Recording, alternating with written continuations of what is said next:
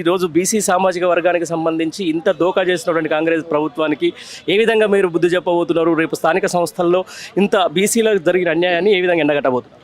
బీసీలకు 42% రిజర్వేషన్ ఇస్తారని కామారెడ్డి డిక్లరేషన్లో రేవంత్ రెడ్డి గారు ప్రకటించడం జరిగింది. 2 సంవత్సరాలు కంప్లీట్ అయిపోయింది. ఈరోజు 2 సంవత్సరాలు అయిపోయినాక ఇప్పుడు 3,000 కోట్లు నష్టం వస్తుందని చెప్పి ఇప్పుడు ఎలక్షన్లు పెడితే మరి ఇంకా 2 సంవత్సరాలు అయిపోయింది కదా. మరి ఇంకా 2 సంవత్సరాల కింద మరి 3,000 కోట్ల నష్టం రాలేదా? వచ్చింది కదా.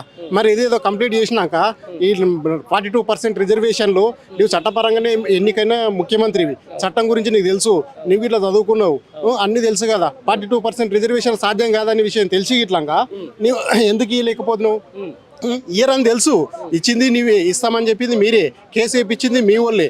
ఇప్పుడు ఇయ్యలేక చేతులు ఎత్తేసి 22% రిజర్వేషన్లు ఇచ్చేసి ఈరోజు మన సర్పంచ్ ఎలక్షన్లకు పోనీకే ప్లాన్ చేసుకొని ముందుకెళ్తుండ్రు రేవంత్ రెడ్డి గారు.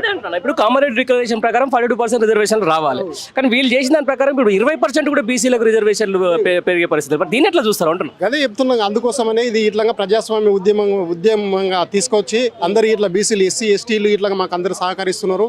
వాళ్ళతో పాటు ఇట్లా మేము ఇట్లా అందరూ ఐక్యంగా వేదికలు ఏర్పాటు చేసుకొని అందరం ఇట్లా మొత్తం ఇట్లా ధర్నాలు చేసేసి ధర్నా చేసి భవిష్యత్తులో కార్యాచరణ ప్రకటించి రాష్ట్ర ప్రభుత్వాన్ని ఈ రోజున్న రాష్ట్ర ప్రభుత్వము మన కాంగ్రెస్ ప్రభుత్వాన్ని వచ్చే జనరల్ ఎలక్షన్ లోపల కూకటి వేళ్లతో పెకిలించి కాంగ్రెస్ పార్టీని గద్దె దించడానికి ప్లాన్ చేసుకొని మొత్తం ఇట్లా ఆ రకంగానే మేము ఇట్లా బీసీ వర్గాల సామాజిక వర్గాల మొత్తం ఇట్లా ప్లాన్ చేసుకొని ఆ రకంగానే ఇట్లా ఓటుతోనే బుద్ధి చెప్తామని రేవంత్ రెడ్డి గారికి చెప్పడం జరుగుతుంది.